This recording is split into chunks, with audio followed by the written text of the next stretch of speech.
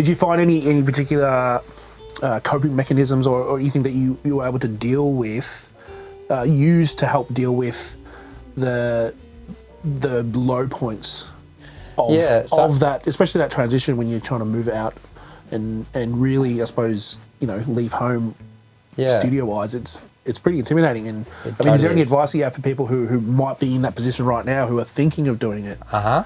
The first thing that Jack the Bear said to me was like, there's no such thing as balance. That was really helpful for me. Right, which is interesting because it's like that's how everyone preaches is balance. We're all fighting for balance, but the reality is, and it was great advice, is that there's no such thing as balance. Sometimes you're going to have more demand on your family life. Maybe someone in the family's sick, maybe someone passed away. So then it goes like this. Then there's going to be other times where this is all sweet, and then you got like all this time for music. There'll be times where it's like this, and you're like, wow, everything is perfect right now. I want to maintain this. And then as soon as that breaks, you're miserable again. Because you have this expectation of, okay, I got to balance this, and you can't. It's impossible. So when you break that expectation of like the perfect balance, you're actually kinder to yourself.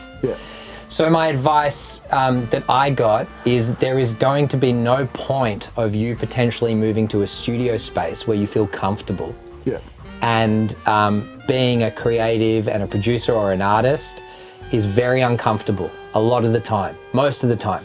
And it's the adversity that actually builds you up and makes you stronger. The most important things, which I always love to talk about, is like your mental health and your physical health. Those things got to be in check.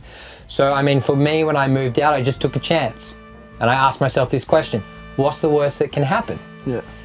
I fail and I move back home. Absolutely, I mean, that's not going to feel great, but that's the reality, because the idea of me paying rent at home and paying rent at a studio, that was terrifying. I was like, how am I going to generate? And I initially had to have a part-time job while working in the studio. So did you have a kid at the time as well? I had a kid.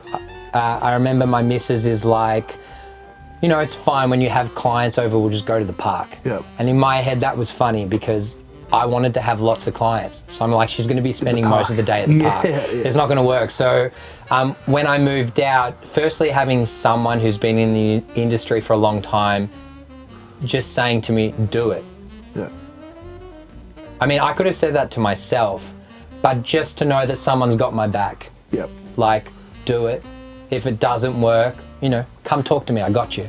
And I really try to push that forward. I'm very, anyone who needs support or I can see working hard, I'm 100% happy to be part of that